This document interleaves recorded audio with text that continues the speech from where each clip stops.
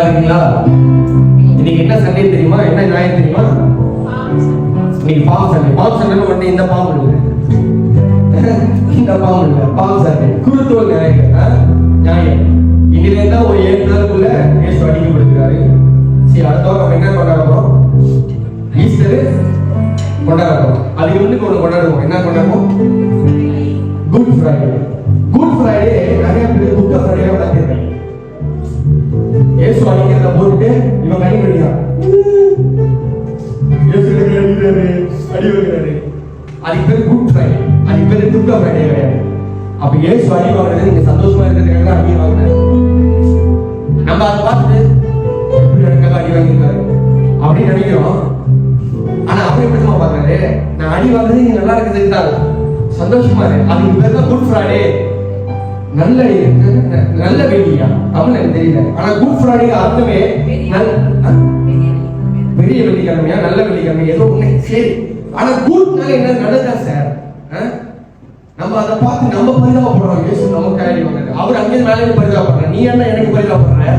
நீ நல்லா இருக்கணும், நீ சுகமா இருக்கணும், நீ பலமா இருக்கணும், நீ ஐஸ்வர்யமா இருக்கணும். நான் ஜெயித்தா இருக்கேன். நீ கஷ்டப்படக்கூடாதுன்னு நான் கஷ்டப்பட்டேன். நீ என்னை பார்த்து வருத்தப்பட்டு இருக்க. நம்ம சண்டே எப்படி கொண்டாட போறோம்னா ஈஸ்டர் கொண்டாட போறோம். ஆனா குட் ஃப்ரைடேவை குட் ஃப்ரைடேவா கொண்டாடணும், துக்க ஃப்ரைடேவா கொண்டாடக்கூடாது. புரியுதா நான் சொல்றது? ஃப்ரைடே வரீங்க தெரிக்க விடுவோம். என்ன பண்றோம்? தெரிக்கூட பட்டைய கலப்போம். ஏன்னா அவர் எனக்காக மறிச்சதுல வேற என்ன நான் சந்தோஷம் இருக்கும் போது அதை நாங்க துக்கமாவே கொண்டாட மாட்டோம்.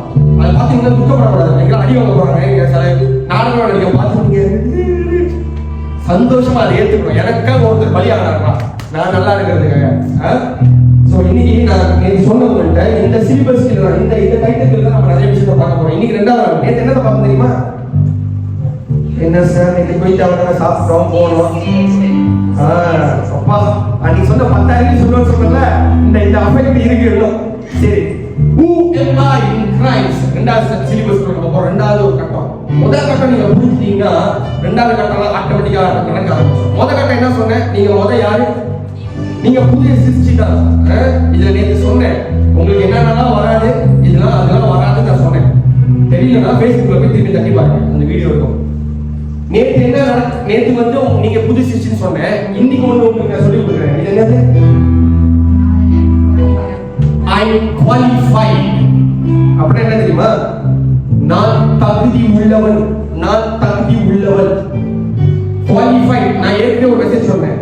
ஈடி எங்கெல்லாம் வருதோ அதெல்லாம் நடந்து முடிஞ்சதுன்னு அர்த்தம். இப்போ qualified, QUALIFIE, உங்களை தகுதி ஆக்கிட்டார். கிறிஸ்துவுக்குள் நீங்கள் யார் என்றால் தகுதி உள்ளவர்கள் தான். உங்க தலைமையில வச்சு சொல்லுங்க, நான் தகுதி உள்ளவன். எல்லாம் சொல்லணும், தலைமையில கைக்கு சொல்லுங்க, நான் தகுதி உள்ளவன், நான் தகுதி உள்ளவன். I am qualified because why? I am in Christ. நான் கிறிஸ்துவுக்குள் இருக்கிறபடியால் நான் தகுதி உள்ளவனாய் இருக்கிறேன், தகுதி உள்ளவனாகவும் இருக்கிறேன். யாரும் உங்கள்கிட்ட வந்து உனக்கு என்ன தகுதி இருக்கு நீ இசை வாசிக்கிறதுக்கு, உனக்கு என்ன தகுதி இருக்கு பாட்டு பார்த்து எங்கப்பா பேக்ரவுண்ட் மியூசிக் காணும், உனக்கு என்னப்பா இது இருக்கு இதை பண்றதுக்கு, உனக்கு என்னப்பா தகுதி இருக்கு, உனக்கு பைபிள்ல சர்டிபிகேட் இருக்கா? எனக்கு இல்ல சார். ஆனா எது தெரிவித்து நீ மைக்க பிடிச்சி பேசுற? நான் குவாலிஃபைட் சார், இயேசு முடிச்சதை பேசுறதுக்கு. இதுல என்ன தகுதி வேணும் உனக்கு? புரியுதா சொல்றது? அதனால யாருக்கு என்ன தகுதி இருக்குன்னு கேட்டாலும் எனக்கு ஒரே தகுதி, கிறிஸ்துவுக்குள் நான் தகுதியா தான் இருக்கிறேன். அது வசனம் வேணுமா? வசனத்தோட சொல்றேன். அடுத்த ஸ்லைடு. என்ன பேசி ஒரு தலைவலியா? Okay okay right. வசனம் போடுங்க, வசனத்தோட படிங்க. And he has qualified us as a minister of a new covenant. புதிய உடன்படிக்கையின் ஊழியர்களாய் இருக்கும் பொருட்டு அவர் நம்மளை தகுதி உள்ளவர்களாய் ஆக்கியிருக்கிறார். He has made us qualified. யாரும் உங்களை தகுதிப்படுத்தல, ஒருத்தர் மட்டும் தான் தகுதிப்படுத்தினாரு. அவர் யார் பார்த்தீங்கன்னா யாரு? இயேசு. சொல்லுங்க, இயேசு உங்களை தகுதி உள்ளவர்களாய் மாற்றி இருக்கிறார். அதனால நீங்க தகுதியா தான் இருக்கிறீங்க. குற்ற மனசாட்சியோட உட்காரவே வேண்டாம். தைரியமா நீங்க அவர் இடத்துல வருவதற்கு எல்லா தகுதியும் உங்களுக்கு இருக்கு. For you, you have all the qualification to come near to God because Jesus has made you qualified. புரியுதா சொல்றது? இந்த தகுதி உங்களை எங்க கொண்டு போகணும்னா, இந்த தகுதினால நீங்க தகுதிப்பட்டிருக்கிறதுனால உங்களுக்கு என்னால நடக்கும் நடந்தது சொல்றேன். அடுத்த ஸ்லைட். நீங்க தகுதி உள்ளவரா இருக்கிறீங்க அப்படின்னு நீங்க புரிஞ்சுக்கிட்டீங்கன்னா உங்களுக்கு ஆசீர்வாதம் கண்டிப்பா இருக்கு. ஆசீர்வாதத்தை பெறுவதற்கு நீங்க தகுதியாக இருக்கிறீங்க. சொல்லுங்க, நான் எல்லா ஆசீர்வாதத்தையும் இந்த பூமியில பெறுவதற்கு ஆசீர்வாதம் உங்களுக்கு புரிய மாட்டேங்குது. நான் சொல்றேன், நான் பணக்காரனா இருக்கிறதுக்கு எல்லா தகுதியும் எனக்கு இருக்கு. நான் ரோல்ஸ் ராய்ஸ் பார்க்கறதுக்கு எல்லா தகுதியும் எனக்கு இருக்கு சார். நான் பிரைவேட் ஜெட் வாங்குறதுக்கு எல்லா தகுதியும் எனக்கு இருக்கு. நான் 10 பிசினஸ் ஓனர் ஆகிறதுக்கு எல்லா தகுதியும் எனக்கு இருக்கு. உங்களுக்கு வேண்டாம், எனக்கு மட்டும் தான் வேணும். நான் ஒரு நாளைக்கு 10 பிசினஸ் வச்சிருப்பேன் சார். அப்ப நீங்க வந்து என்ன கேட்கும்போது நான் சொல்லுவேன், இந்த மெசேஜ் போய் கேளு. நான் விசுவாசிக்கிறேன் சார். நான் பிரைவேட் ஜெட்ல வாங்குவேன், வருவேன், உட்காருவேன். நான் நிற்பேன், நான் உருண்டுவேன் சார் தங்கத்துல. உங்களுக்கு வேணா விட்டுருங்க. நான் சொல்லவே இந்த உபதேசத்தின் பேர் என்ன தெரியுமா? இப்ப உங்களுக்கு எல்லாம் பார்க்கறதுக்கு இப்ப என்ன கிறுக்கு மாதிரி பேசிட்டு தெரியும்ல, நடக்கவே இல்லை. அப்ப ஏன் இப்ப மட்டும் எப்படி நீங்க இப்ப வியாசம் வேலை வரீங்க? இப்ப நான் வியாசம் வரேன் சார். ஒரு நாள் வரணும், வருவேன், அது நான் வரும். ஆனா இப்ப நீங்க வந்து உட்காந்துட்டு போது இப்பதான் ஒரு வியாசம் இருக்கு, நீ இப்ப எதுக்கு பேசுற அப்படின்னு கேட்டீங்கன்னா, இந்த உபதேசத்துக்கு பேரு கிறுக்கு உபதேசம். என்ன உபதேசம்? என்ன உபதேசம்? நேற்று வந்தவங்களை நான் கேட்டேன், நீ கஷ்டப்படாம வாழ முடியுமான்னு கேட்டேன். ரொம்ப பேரு முடியும். நீங்க உட்காந்து என்ன கேட்க எப்படி கேட்டுருக்கீங்க? ஒரு கிறுக்க போல இருக்கு, எப்படி உலகத்துல கஷ்டப்படாம வாழ்றது அப்படிதான் நீங்க யோசிச்சிருப்பீங்க. பாதி பேர் அப்படிதான் யோசிச்சிருப்பீங்க, நல்லாவே தெரியும். ஆனா இருந்தாலும் நான் பேசுறேன். ஏன் தெரியுமா? கிருபையின் உபதேசம், இடர்களின் உபதேசம். நீங்க அதை ஏற்றுக்கவே முடியாது சார். நீ கிருபை உபதேசத்தை புரிஞ்சுக்கணும்னா அது உங்களுக்கு அன்கம்ஃபர்டபிள் ஆகும். கிறுக்குத்தனமான உபதேசத்தை சொல்றதா கிருபையின் உபதேசம். புரியுதா? உங்களால ஏற்றுக்கவே முடியாது. இதெல்லாம் நடக்க சாத்தியமே இல்லை. எப்படி நடந்த இவன் கிறுக்கு மாதிரி பேசுறான்னு நீங்க நினைக்கிறீங்களா? அதுதான் உண்மையான சத்தியம் நான் சொல்றேன். ஏன்னா இயேசு அவங்கள முடிச்சிருக்காரு. நான் சொல்லிட்டா, இந்த உலகத்துல ஜனங்கள் எல்லாம் கஷ்டப்படுறதுக்கு காரணம் யார் சொல்லுவோம்? இப்ப எல்லா ஜனங்களும் கஷ்டப்பட்டு இருக்காங்க. இதுக்கு காரணம் யார் தெரியுமா? சொல்லுங்க, பிசாசா? சொல்லிட்டா, கிறிஸ்தவர்கள் தான் காரணமே. பெந்தகோஸ், மெத்தடிஸ்ட், நீங்க தான் காரணம். அப்ப நீங்க என்ன பெந்தகோஸா? நாங்க பெந்தகோஸ் இல்லை சார், நாங்க கிறிஸ்துவனுடைய கிறிஸ்தவர். ஏன் சொல்றீங்களா? இயேசு என்ன முடிச்சாரு, சிலுவையில என்ன நடந்துச்சு அப்படின்னு ரொம்ப வருஷத்துக்கு முன்னக்கே பேச ஆரம்பிச்சிருந்தாங்க. என்னாலும் இந்த பூமி மரணம் இல்லாத பூமியா மாறி இருக்கும். என்னாலும் இந்த பூமி கஷ்டம் இல்லாத ஒரு பூமியா மாறி இருக்கும். என்னாலும் இந்த பூமி வறுமை இல்லாத ஒரு பூமியா மாறி இருக்கும். இவங்க எல்லா பிரமாணத்தை பேசி பேசி பேசி இயேசு முடிச்சதை மறைச்சிட்டாங்க. அதனால பரவாயில்ல, கடவுள் விட மாட்டார்ல. ஏன்னா இயேசு ஒரு விஷயத்தை செஞ்சிருக்காரு சார், அது வெளியே சொல்லாம விடவே மாட்டாரு. அதுக்கு தான் இந்த மாதிரி ஆளை கொண்டு வந்திருக்காரு. எதுக்குன்னா, நான் முடிச்சதை சொல்றா. இப்ப நடந்துச்சா? நடந்துட்டு இருக்கு. ஏன்னா என் வார்த்தையில ஜீவன் இருக்கு. நான் ஜீவன் உள்ளவரை பேசுகிறேன். பிதா படைக்கும் போது சிருஷ்டிக்கலையா, வார்த்தைகள் எல்லாத்தையும் சொன்னார். சொல்ல சொல்ல வானம் உண்டானுச்சா, பூமி உண்டானுச்சா, மனிதர்கள் எல்லாமே காக்கா குருவி எல்லாமே சொன்னார். எதுல எப்படி சொன்னார்? சொல்ல சொல்ல எல்லாமே நடந்துச்சு. அந்த மாதிரி நான் சொல்ல சொல்ல என்ன சுத்தி ரோல்ஸ் வந்துகிட்டே இருக்கு. இந்த கிருபையில இருந்து நான் சொல்ல சொல்ல நீங்க பார்த்தா, நீங்க நம்புறாங்க நம்ப பாருங்க, 120 வயசு நான் இருப்பேன். நீங்க இருக்கிறது ப்ரே பண்ணிக்கீங்க, அது வேற விஷயம். நான் 120 வயசுல இருப்பேன். சரி, வைத்திய சொல்லுங்க. நான் பணக்காரனா இருப்பேன், நான் ஐஸ்வர்யமா இருப்பேன், நான் உயர்ந்து இருப்பேன், நான் ராஜாக்களோட பிரைம் மினிஸ்டரோட உட்கார்ந்து டின்னர் போவேன். இதெல்லாம் நடக்கும் சார். வைத்தியக்காரனா இருக்கா? இருந்துட்டு போட்டோம். நான் சொல்றது எனக்கு நடக்கும். ஏன்னா நான் கிருபைக்குள் இருக்கிறபடியால், நான் கிறிஸ்துவுக்குள் இருக்கிறபடியால் சகல ஆசீர்வாதத்தை பெற்று வாழ்படிக்கு நான் தகுதி உள்ளவனை.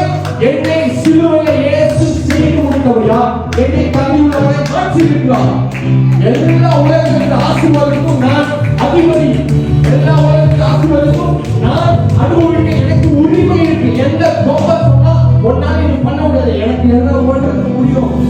ஏன்னா நான் தகுதி உள்ளவர். புரியல சொல்றது? யாருக்கு புரியல? புரியல அர்த்தத்துக்கு நான் ரெண்டாவது ஸ்லைடு சொல்றேன். நீங்க எப்படி ஆசீர்வாதத்தை பெற்றிருக்கீங்க நான் சொல்றேன். அடுத்த ஸ்லைடு. இது ரொம்ப பேருக்கு உங்களுக்கு கதை தெரியும். எத்தனை பேருக்கு இந்த யாக்கோப் ஏசா கதை தெரியுமா? தெரியாதா? சரி, சிம்பிளா சொல்லிருக்கேன். யாக்கோபு ஏசா ஈசா 3 பேர் இருந்தாங்க. அப்பா 2 பையங்க. முதல் பையன் பேரு ஏசா, இரண்டாவது பையன் பேரு யாக்கோபு. இப்போ ஏசா வாங்க வேண்டிய ஆசீர்வாதத்தை யாக்கோபு வாங்கிட்டான். யார்கிட்ட? அவன் அப்பா ஐசக்கிட்ட போய் யாக்கோபு ஒரு ஆசீர்வாதத்தை வாங்குறான். அந்த ஆசீர்வாதம் அடுத்த சைட் போங்க. அந்த ஆசீர்வாதம் எப்படி இருக்கும்னா இப்படிதான் இருக்கும். அந்த ஆசீர்வாதத்துக்கு ஈசாக்கு யாக்கோபை ஆசீர்வதித்தான். ஆனா அந்த ஆசீர்வாதம் ஏசாவோட அவனோட அண்ணனோட ஆசீர்வாதம். இந்த அண்ணனோட ஆசீர்வாதத்தை இவன் திருடினான். எப்படின்னா அண்ணன் வேட்டைக்கு போயிட்டானே, அண்ணன் மாதிரி சட்டையெல்லாம் போட்டுட்டு அண்ணன் மாதிரி தோல் போட்டுட்டு அப்பாட்ட போயிட்டாரு. அப்போ அவன் குருடா இருந்தாங்க.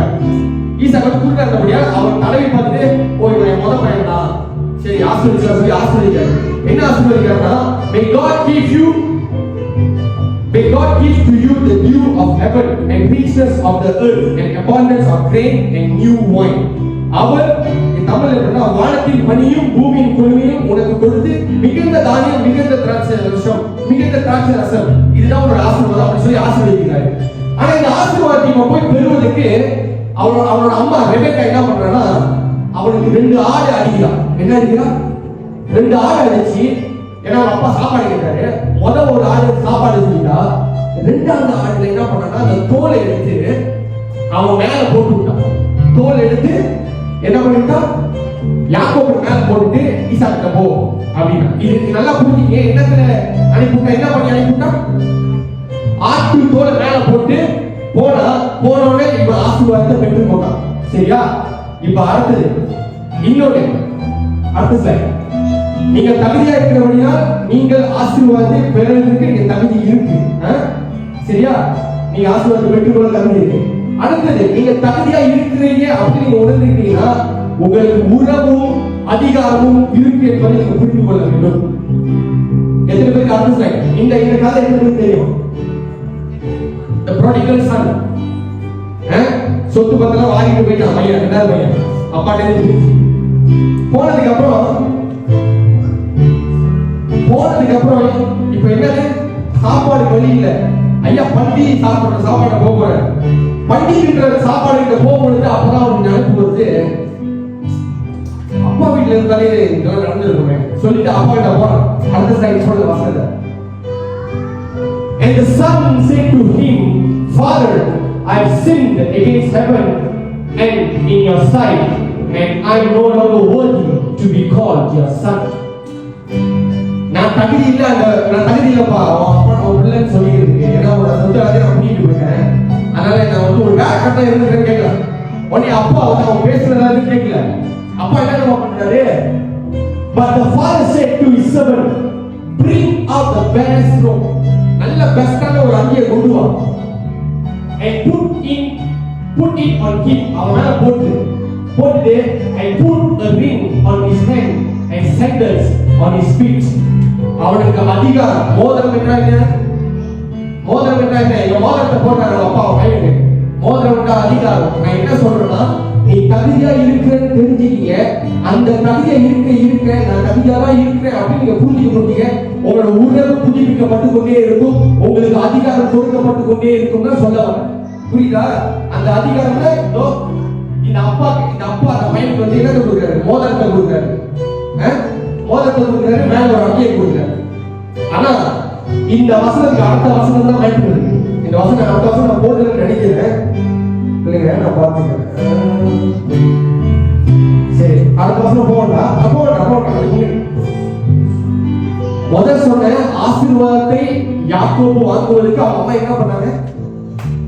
என்ன செஞ்சு கொடுத்தாங்க? அவங்க ஆட்டுத்தோலை கொடுத்தாங்க.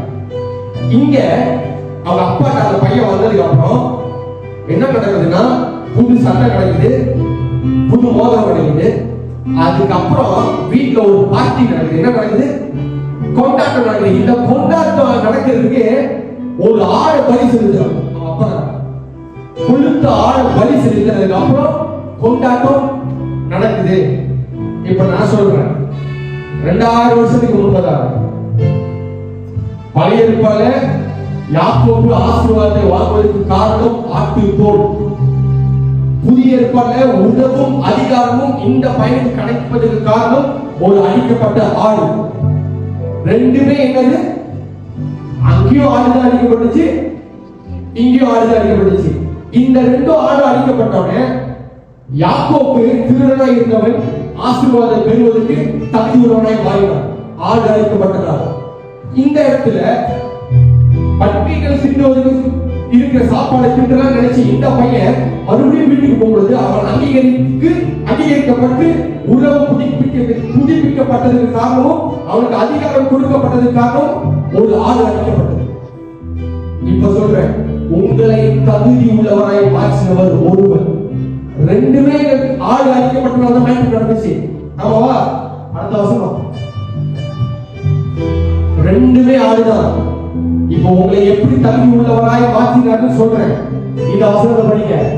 Coming to him and said, behold the Lamb of God who takes away the sin. பல யாக்கோபை தகுதிப்படுத்தினது ஒரு ஆடு தோல். புதிய ஏற்பாட்டில் இந்த பையனை அப்பாவோட இணைத்தது ஒரு ஆடு. ஆனால் உங்களையும் என்னையும் தகுதிப்படுத்தி அப்பாவோட ஆசீர்வாதத்தை பெறுவதற்கு நம்மளை தகுதி உள்ளவராய் ஆக்கினது இந்த ஆடு. 2000 வருஷத்துக்கு முன்பதாக சிலுவையிலே உங்களுக்காய் இறங்கி வந்து தன்னுடைய ரத்தத்தையும் தன்னுடைய ஜீவனையும் சரீரம் பிரிக்கப்பட்டு எல்லாவற்றையும் சுமந்து தீர்த்து ரத்தத்தையும் சுமந்து தீர்த்து முடிந்ததுக்கு அப்புறம் எல்லா முடிவுகள் சொன்ன இந்த ஆடின் வழியாய் இந்த ஆடின் நிமித்தம் நீங்களும் நானும் தகுதி உள்ளவராய் ஆகினோம், தகுதி உள்ளவராய் இருக்கிறோம், தகுதி உள்ளவராய் இருப்போம். என்கிறார் இந்த உலகில் ஆசீர்வாதம் எல்லாம் நாம் அனுபவிக்க கர்த்தராகிய இயேசு கிறிஸ்து 2000 வருஷத்துக்கு முன்பாக நம்மை தகுதி உள்ளவராய் மாற்றினார். அப்பாவுக்கும் நமக்கும் இருக்கிற உறவை புதுப்பிக்கும்படிக்கு நம்மை தகுதி உள்ளவராய் மாற்றுகிறார். சந்தோஷமாய் இருங்கள், ஆர்ப்பரியுங்கள், கம்பீரத்தோடு இருங்கள். காரணம் உங்களை கர்த்தர் தகுதி உள்ளவராய் கிறிஸ்து இயேசுவுக்குள் மாற்றினார். ஆமென் சொல்லுங்க. நேற்று நான் சொன்னது நீங்க புதிய சிருஷ்டி கிறிஸ்துவுக்குள். இன்னைக்கு நான் உங்களுக்கு சொல்லிக் கொடுத்தது நீங்க என்னடா இருக்கீங்க? You are qualified. எப்போ வரைக்கும்? நீங்க செத்து பாடையில போற வரைக்கும், உங்களுக்கு சமாதி கட்டுற வரைக்கும். நேற்று உங்க சமாதி கட்டியாச்சு, முடிஞ்சு. நான் ஏன் திரும்ப தைரியமா சொல்றேன், நீங்க எல்லாம் மதிக்க மாட்டீங்க. ஏன்னா வசனம் இருக்கு சார், வசனம் இருக்கு. நான் வசனம் படிக்காம வரல, வசனம் படிச்சுட்டு தான் வந்திருக்கேன். முதல் மரணத்தால் சேதம் அடைந்தவர்கள் இரண்டாம் மரணத்தால் சேதம் அடைவதில்லை. The one who get impacted by the first death, they won't face the second death. அப்படி வசனம் இருக்கு. வசனத்துக்கா வசனத்தோட தான் பேசுறேன். அதனாலதான் முதல்ல நீங்க செத்துட்டீங்க. எப்ப செத்தீங்க? ஞானஸ்நானத்துல செத்துட்டீங்க. இப்ப நீங்க வாழ்ந்துட்டு இருக்கீங்க. உங்களுக்கு இரண்டாவது மரணம் ஒண்ணு நடக்காது. அப்படி எனக்கு வேணும்னு நீங்க நினைச்சீங்கன்னா வாங்கிக்கலாம். வேணாம் பிரதர், நான் வாழ்ற வரைக்கும் வாழ்வேன் அப்படின்னு நினைச்சீங்கன்னா வாழ்ந்துக்கலாம். நீங்க செத்து போற வரைக்கும், அதாவது நீங்க விருப்பப்பட்டு போற வரைக்கும் நீங்க தகுதியா தான் இருக்கீங்க. அதனால கம்பீரமா இருங்க, மன எப்படி சொல்றோம், மன சந்தோஷமா இருங்க, கம்பீரமா இருங்க. கடவுள் உங்களை தகுதி உள்ளவராய் ஆக்கியிருப்பார். அவர் ஆசீர்வாதத்தை பெறுவதற்கும் அவரிடத்துல வருவதற்கும் அவரை அங்கீகரித்து அவரை கட்டி சேர்ப்பதற்கும் நம்மளுக்கு வேண்டியது தகுதி. இந்த தகுதியை சிலுவையில் அவர் கொடுத்தபடியால் இது மனிதனால் வந்த தகுதி அல்ல, 2000 வருஷத்துக்கு இயேசுவால் வந்த தகுதியால் நீங்கள் மறிக்கும் மட்டும், நீங்கள் அவரோடு போய் சேர மட்டும் நீங்கள் தகுதி உள்ளவர்களாக தான் இருக்கிறீர்கள். இந்த தகுதி அவரால் வந்தபடியால் இது பாதியவர்களுக்கு எடுக்கவும் மாட்டாரு, அவரால் எடுக்கவும் முடியாது. நீங்களே தகுதியில நினைச்சிட்டாலும் நினைச்சிக்கீங்க, கவலையே கிடையாது. ஆனால் நீங்க தகுதி உள்ளவர் தான் என்று அவருடைய ரத்தம் பேசிக் கொண்டிருக்கிறது.